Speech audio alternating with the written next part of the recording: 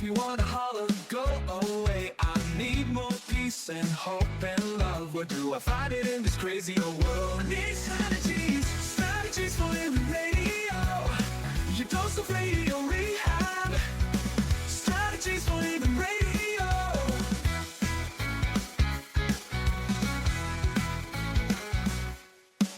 Every time I listen, Lauren and David share strategies for living, and it makes me aware. I got strategies for living, strategies for living radio.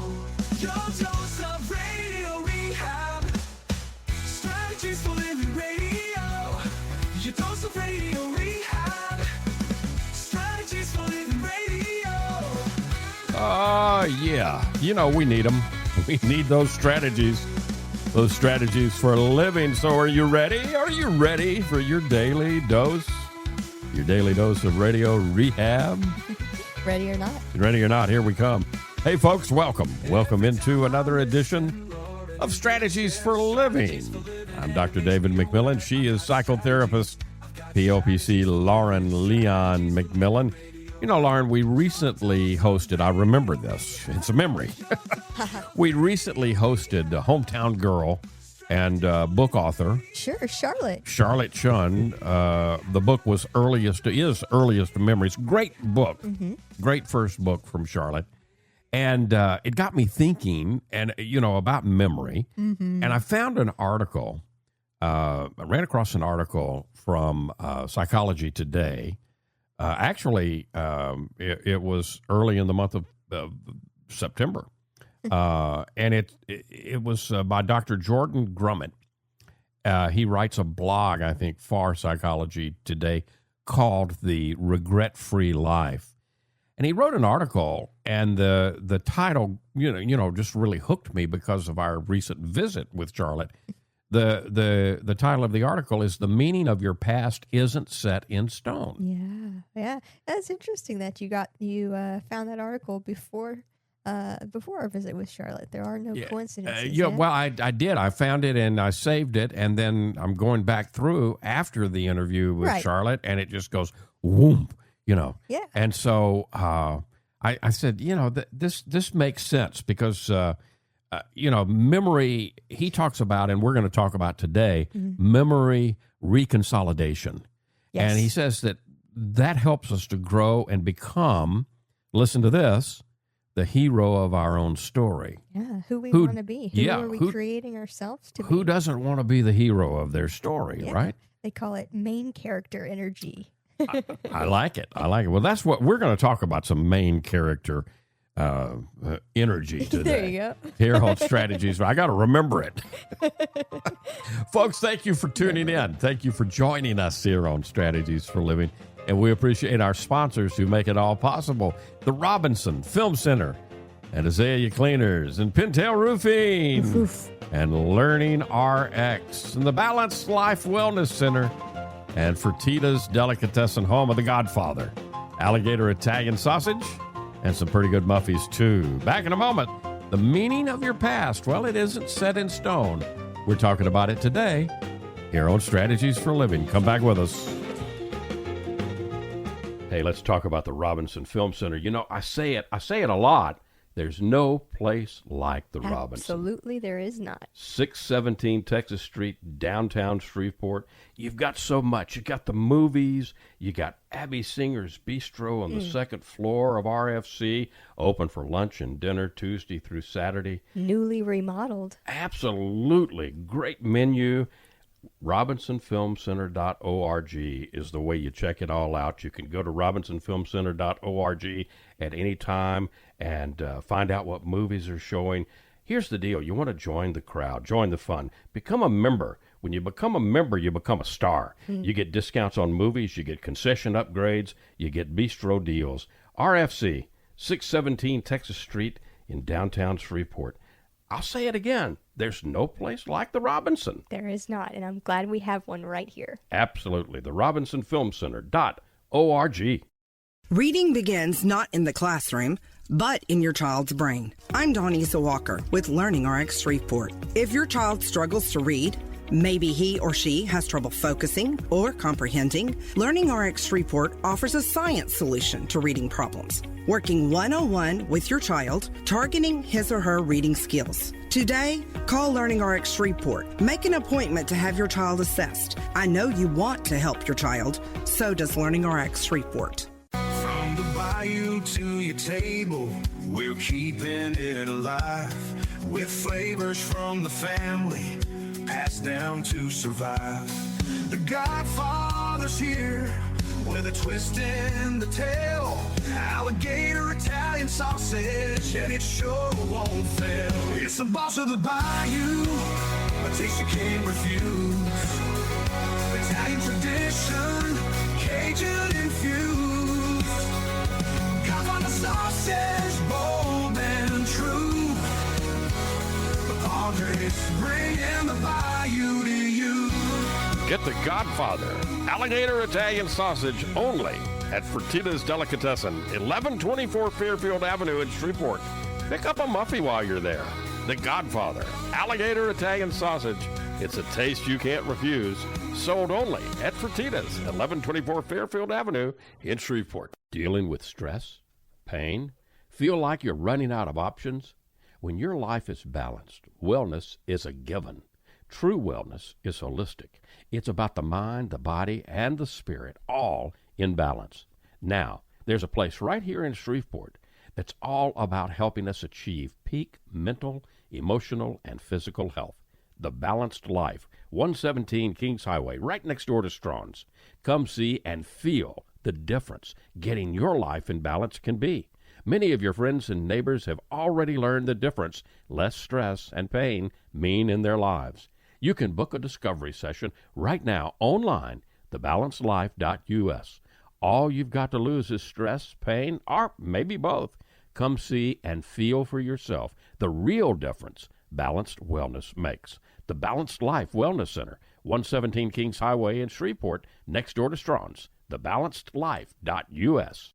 You're going to see the difference. When you go to Azalea Cleaners, you'll hear about it too. Azalea Cleaners has been fine dry cleaning since 1958, plus laundry, alterations and repairs, comforters, wedding gown cleaning and restoration. You'll hear about it from your friends because they'll see it too. They'll notice the Azalea difference. Azalea is convenient. 732 Azalea Drive, 9220 Ellerby Road, and 9227 Mansfield Road. Plus, the front door of your home or business with Azalea's delivery on demand.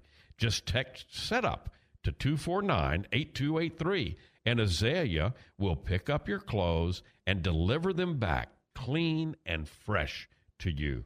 You can't get closer than that. That's the Azalea difference. You'll notice it right away. Others will too. The Azalea difference. Fine dry cleaning since 1958. Text SETUP to 249-8283 and get the Azalea difference. AzaleaCleaners.com. Hi, this is Jay Merle for Pintail Roofing. Let's talk about quality. When you hire Pintail to build your roof, here's what you can expect. Quality and quality control are the most important concerns for us at Pintail, and you need to know that Pintail stands tall with swift and professional performance on any warranty call. This is our most important policy. And remember, we're your neighbors. We'll be here for you for the long haul. Our family's lived here for over 100 years, and we aren't going anywhere. On the commercial side of Pintail's business, our fluid-applied roofing solutions can save thousands of dollars over conventional commercial roofing options. Call Pintail at 226-ROOF for a free inspection of your home or commercial building. That's 226-7663. Pintail Roofing. What's the condition of your roof?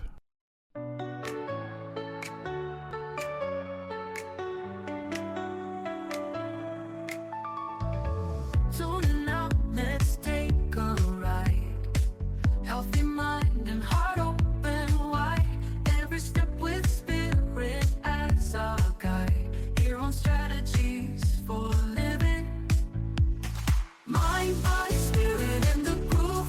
Relationships smooth as ocean waves.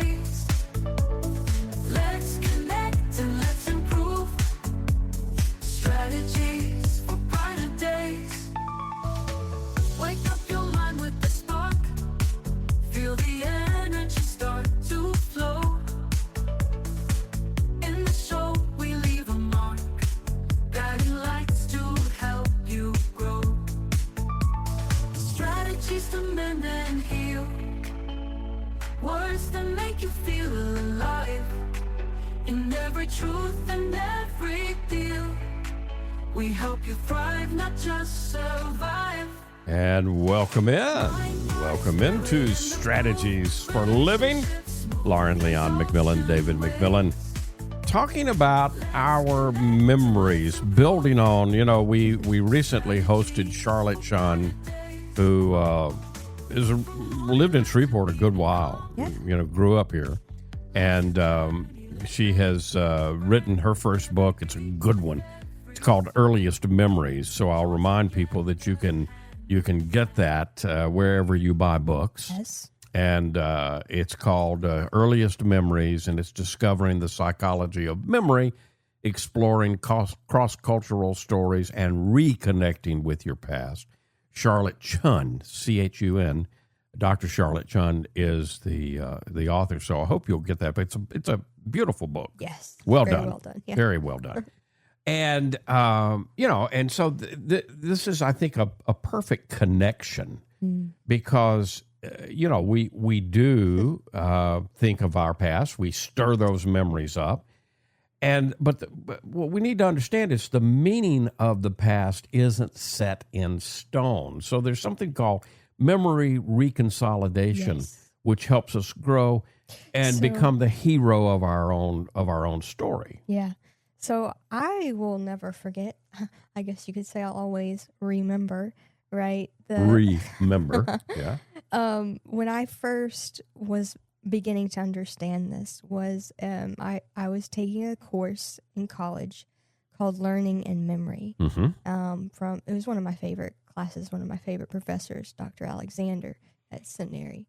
And just, all my life I had been one of these people. I had a great memory. That was what I was known for, in school, but also within my family. Yeah, people would ask Lauren, what happened here? Right. Yeah. They were always amazed at how much that I remembered and was able to recall. Yeah. And so when I hit this class and I'm hit with the fact that memories are not nearly as stable or fixed as we believe them to be. Right. Part of my world shattered because that had become part of my identity. And I think with so many of us, it is like our memories become who we are. That's part of our identity. Yeah.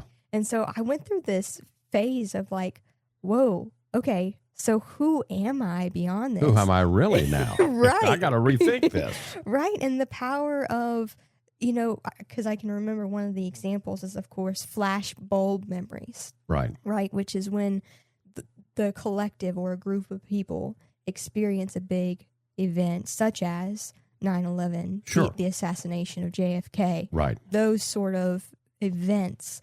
We all have these, what they're called. Yeah, they're indelible. I will never forget. Right. And when the announcement came over the school, the school announcement system that the president had been shot at. I was in the second grade, for goodness sake. Right. And you can remember that. I remember it in detail. With certainty. Yeah. Well, yeah. It's not that certain. Yeah. Because, when that's an easy one to study because we know the facts. It's interesting that you bring this one up. Yeah. Because I'll tell on myself because for years I had myself in the first grade. Oh. Okay. Yeah. Mm-hmm. And I think I know why I had myself in the first grade because I was actually in the second grade. Okay. In 1963. I was in Miss Gunn's class. Okay. My first grade teacher, Sister Mercedes. Yeah, she was one of your favorites. She's one of my favorites, and I loved her. When we were exiting the school that day, I remember Sister Mercedes and the principal, Sister Loretta, comforting each other. Okay. Crying so together. So you have this strong memory of your first grade teacher. Yes. It was the first time I think that I saw adults expressing that much sadness and emotion. Yeah, Okay. sure. And so I think that's why I connected. Oh, I was in the first grade. Mm-hmm. But then it hasn't been that long ago. Maybe it was a recent interview that, that I did on an author that had written a book on the JFK assassination. And I'm doing my computation, doing my math. Well, wait a minute. I wasn't in the first grade. I was in the second grade. Right. And I had to convince myself, I had to go through, I had to go back. I graduated from high school in 1974. I'm certain of that. Right. And so I had to compute back and convince myself, no, because I was that convinced that I was in the first grade, but I wasn't. I was in the second grade. Right. And I was in Mrs. Gunn's classroom when the announcement came over the exactly. speaker. Yeah. Exactly. And we can study especially big events like those because, they're so prevalent, and we can ask the people, what do you remember happening? And there are so many facts, quote unquote, facts from memory that people report that are just not accurate. All right. So what I just did is recount a story, right? Yes. And stories are so important because they're the way that we go about creating meaning in our life. And meaning is how we wrap our head around. That's how we cognitively understand and reconcile things from our past, right? Right.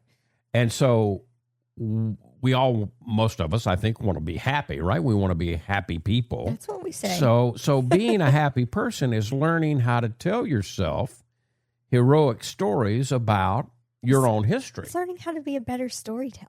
Yeah. I mean, many of us experience trauma. Sure. And I don't think anybody gets out of Little childhood without some kind of trauma. Mm-hmm. Hopefully it's little t trauma, not big T trauma, but plenty of people do experience what is called big T trauma, right? Severe trauma, severe loss of a loved one, or living through some type of desperate circumstance. That's big T trauma. And, so there are facts of the situation, and yet meaning doesn't come from facts. No. Okay? Right. It comes from the stories we tell about the experience. That's of the exactly facts. right. Yeah. That is exactly right. I mean, I can't even imagine this, but maybe you lose a limb in a car accident.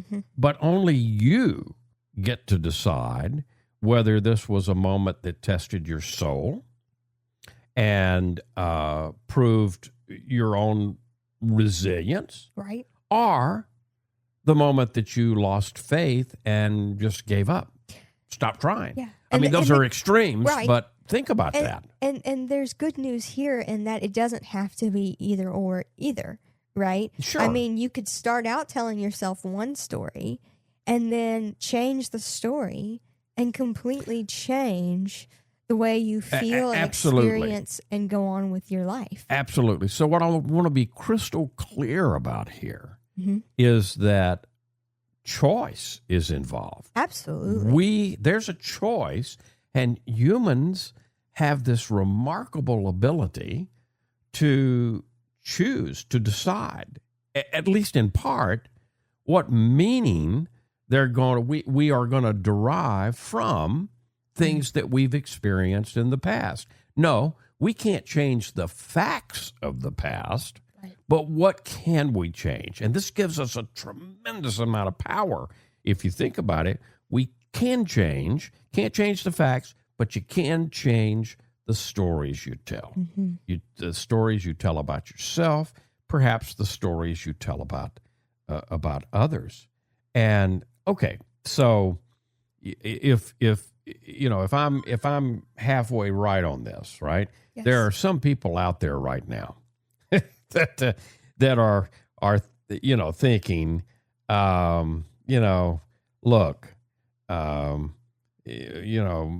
most of the defining traumas in our lives happen to us when obviously we're young. Mm-hmm. In fact, adverse childhood experiences are reported by about 64% of adults. Yep. while an adult brain may be able to see the positive side of a situation and build a healthy sense of meaning, well, and this is what I think people are probably shouting at their radio right now, kids can't do that. Yeah. You know, kids aren't developed, their brain, and they're not developmentally able to Right. do that yet. Which is why it's important, you know, if you're able to, if you are around children, to model how to incorporate this positive main character storytelling into their lives. Right. Be a good model of that. But you know, again, we can't change what has been or what has happened. I mentioned the Psychology Today article. The author of that article, his father passed away when he was 7 years old. Okay. And he interpreted his role in his father's passing as culpable. Mm. You know, Mm-hmm. So he saw himself as at fault Right. for his father dying. So obviously, young people often first create stories about their trauma where they're the victim. They're not the hero. But here's the interesting thing about both our memories and the stories we tell ourselves. They're not set in stone. Right. And Not at all.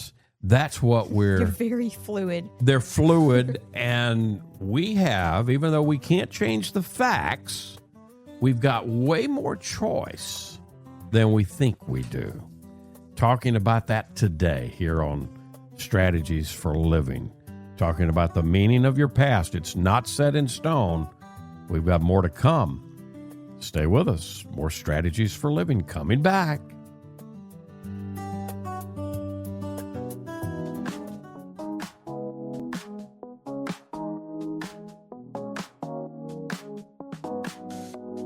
Facing the same old problems day to day makes you wanna holler, get away. Looking for the road that'll get me there. Looking for hope and peace to spare. Looking for strategies for living radio.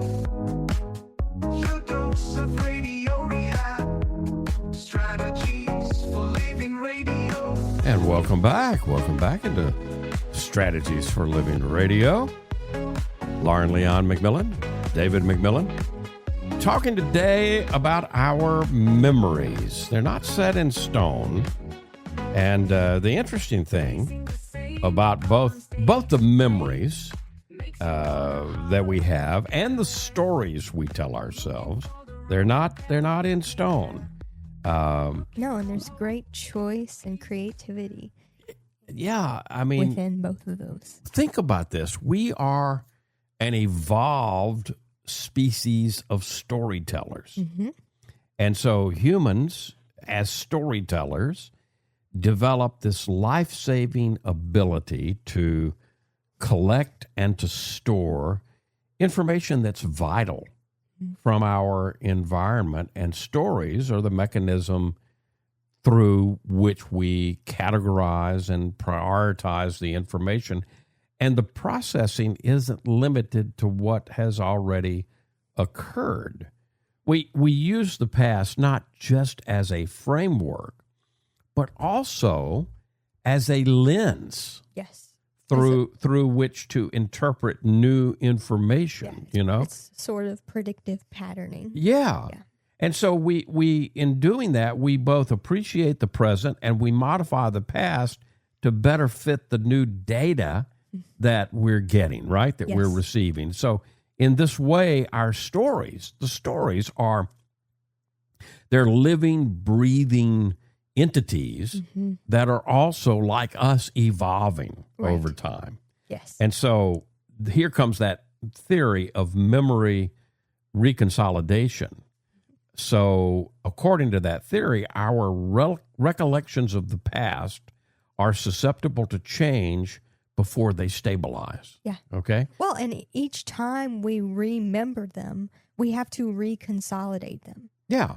So Yeah. the way I like to explain this to people, right, is I kind of think of this is very very rudimentary. But to kind of think of your memories as a basement or archive full of old film reels. Okay. All right. And so I'm going to pull up a memory. So I'm going to pull out a specific film reel. Right. And I'm going to stick it on my projector. Yeah. And I'm going to let it roll across the front end of my mind and replay it. Mm-hmm. Right?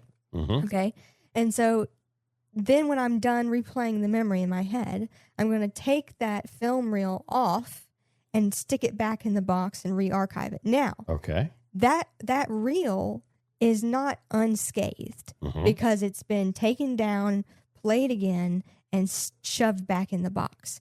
And so that same process happens with our memories. Each time we take them out, we have to then recode them back into long-term memory.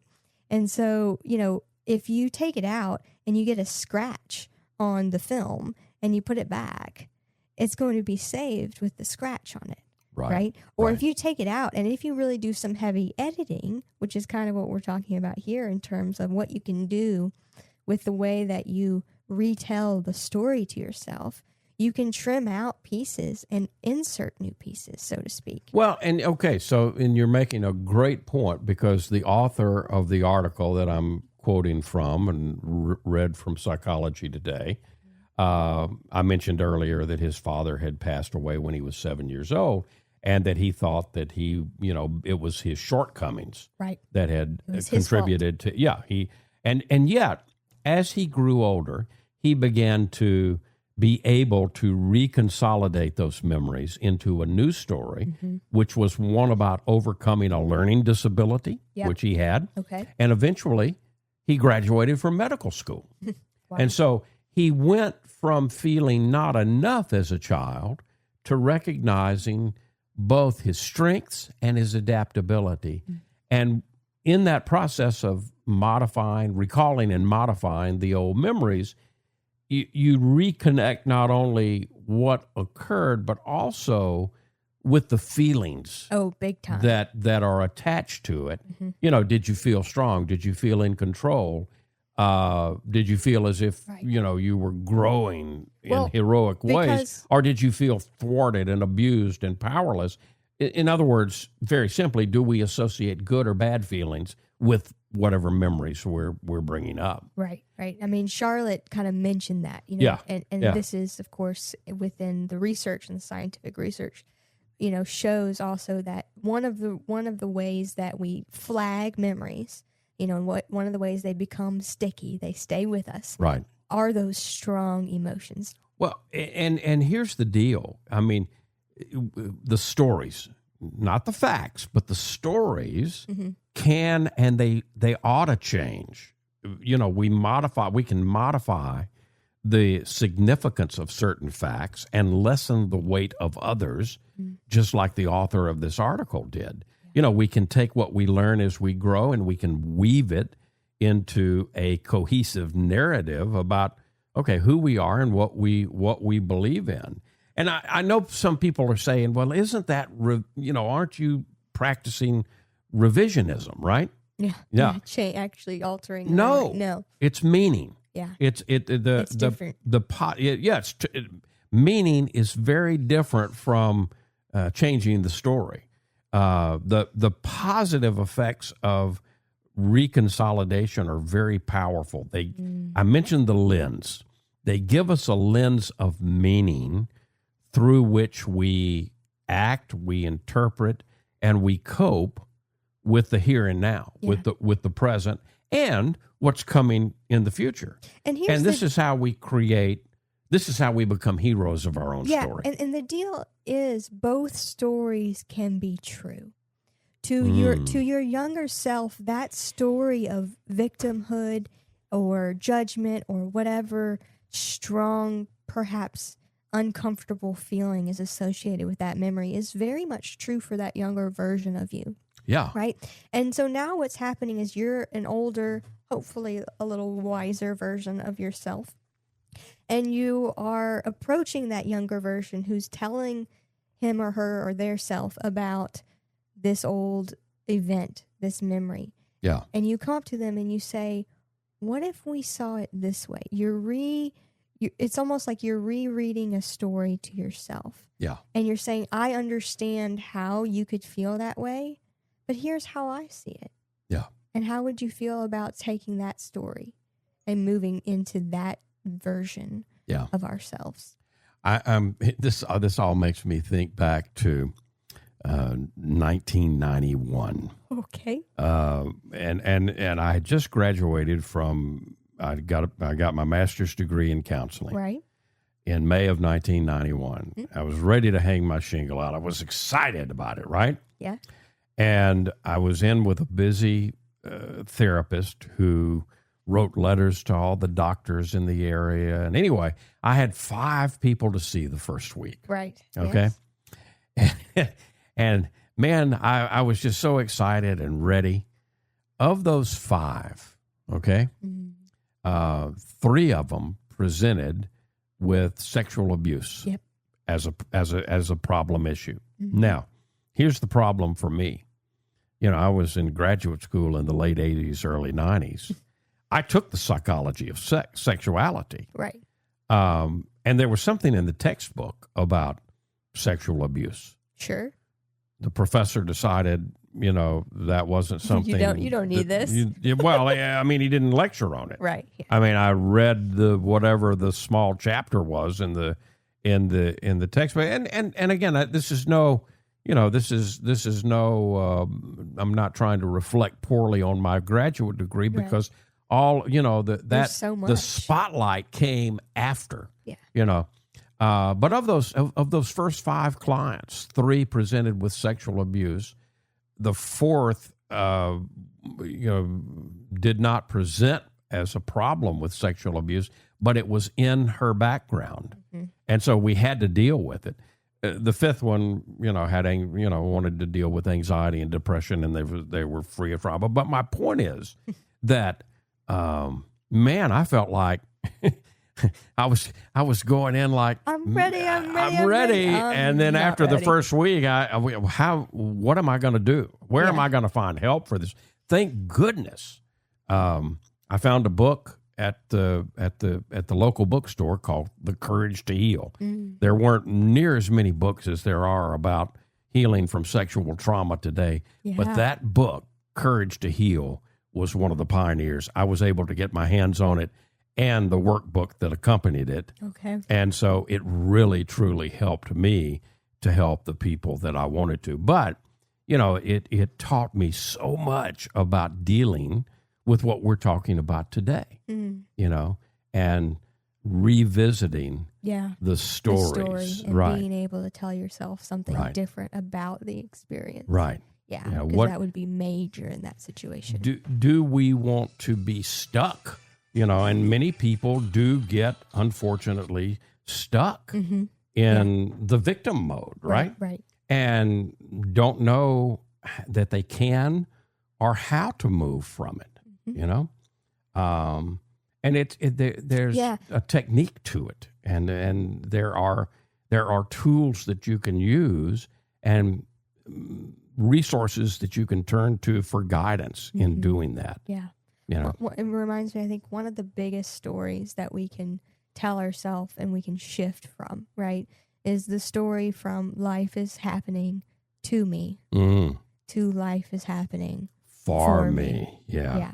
And that, to me, that's a powerful shift. It's so Lauren. powerful, and it can encompass most everything. Yeah. If we're able to shift and ask myself, which story am I telling myself right now? That life is happening to me or life is happening for me? And when we're stuck, I'll get on my soapbox for just a second and then I'll jump back down. Okay. But when and if anyone's listening and they're stuck on that victim thing, especially, know that help's available. Absolutely. There are wonderful... You're not a victim of your victimhood. No, there are wonderful psychotherapists and counselors, psychologists. There's life coaches. There's a lot of help available, but not to mention the books and the workbooks that are available. Sure. So, you know, lots of help available. Talking today about our memories and the meaning of our past. It isn't set in stone, talking about it today here on Strategies for Living. Be right back. We all have problems every day. We all need help along the way. We need strategies, strategies, strategies for living radio. And welcome back. Welcome back into Strategies for Living Radio. Lauren Leon McMillian, David McMillian, and talking today about the meaning of your past. It isn't set in stone.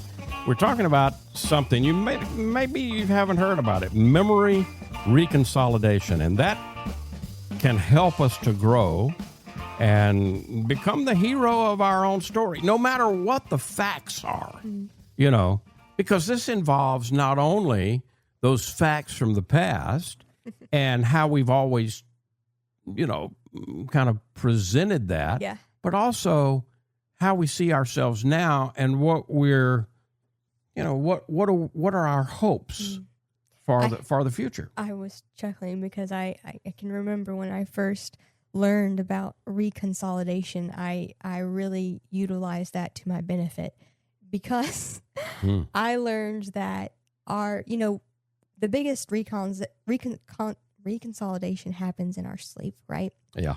And the way that we reconsolidate our day is actually backwards. Oh, yeah? So whatever you do right before bed are going to be the memories that you reconsolidate first. Okay. And so as soon as I learned that, I made sure if I had a test the next day, that was going to be the last thing that I did. Okay. Well, I may study, throughout the day, but I made sure to study it right before bed. Right before bed. Because I knew that was going to be the first thing to be reconsolidated. I'd always stick the textbook under my pillow and did that too. hope for the best. Osmosis will come through the pillow.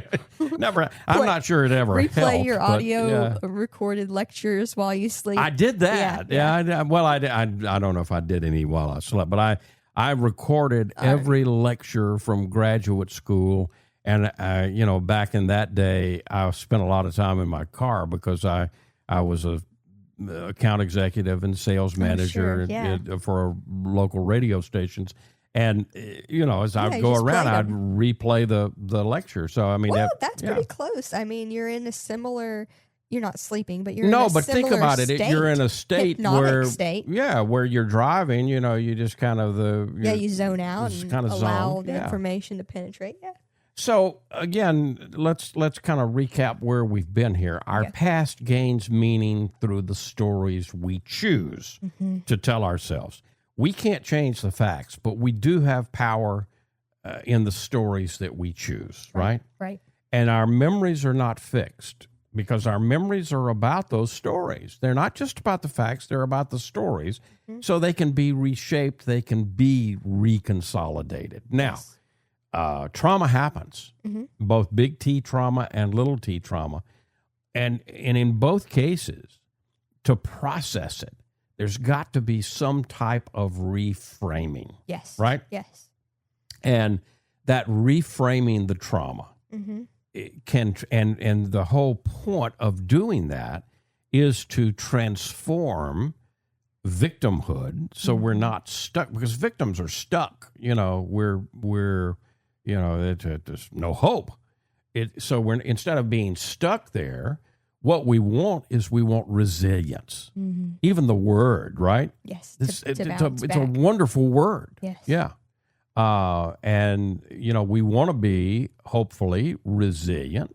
And so by a fundamental understanding of this process and how we can change our stories, it gives you frees us up. Yeah, it gives you all the power in the world to face anything and everything, which is, a huge piece, if not the main piece of resilience, right? Yeah. Knowing that anything that I go through and or experience, I have the power and the control over what I tell myself about it. Yeah. And the story that I tell myself and others and what it becomes within my life as a narrative. Yeah, so changing our stories frees us.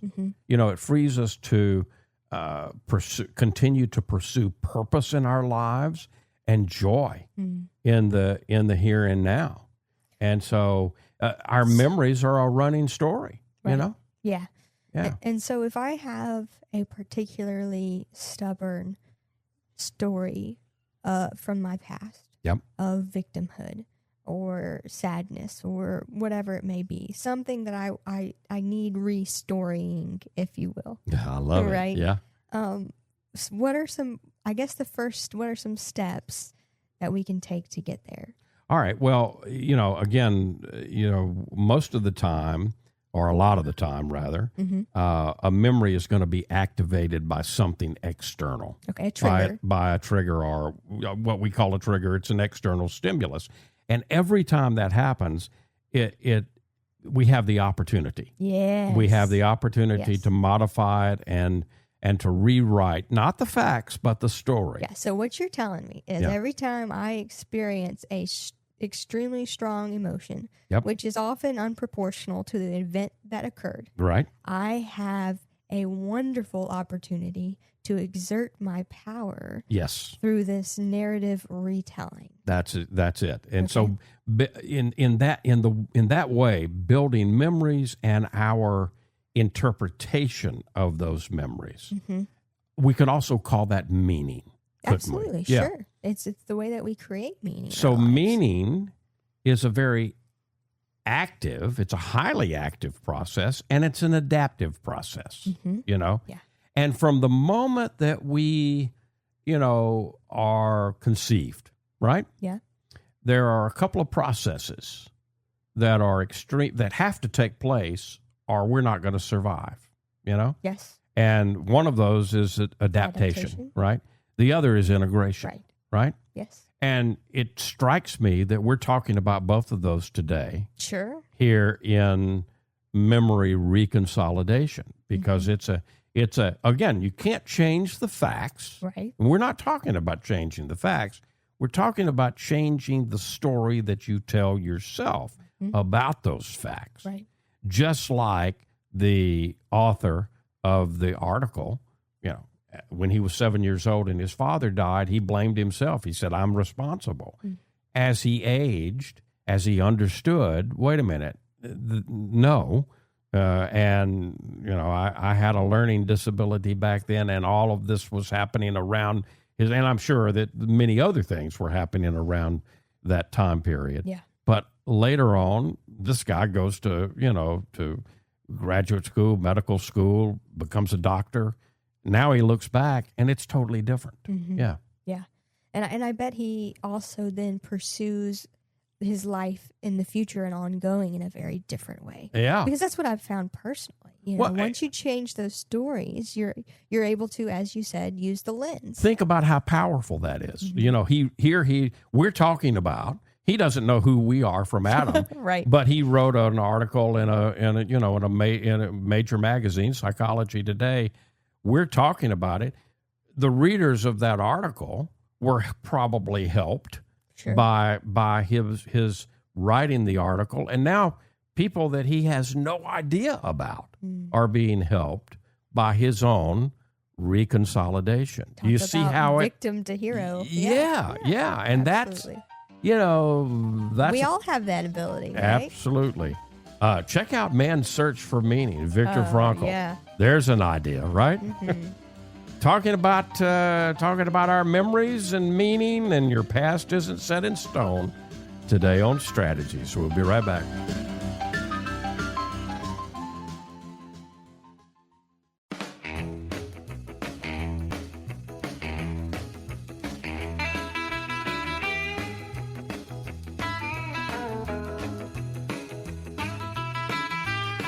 And welcome back. Welcome back into Strategies for Living. Lauren Leon McMillian, David That's a McMillian. nice little jingle you got going Yeah, well, on. that's just new meaning, right? It's a little sing-songy. Strategies like for it. Living. That's talking the about life. the meaning of our past today. It isn't set in stone. If you want to reference the article that we've been talking about, you'll find it in Psychology Today.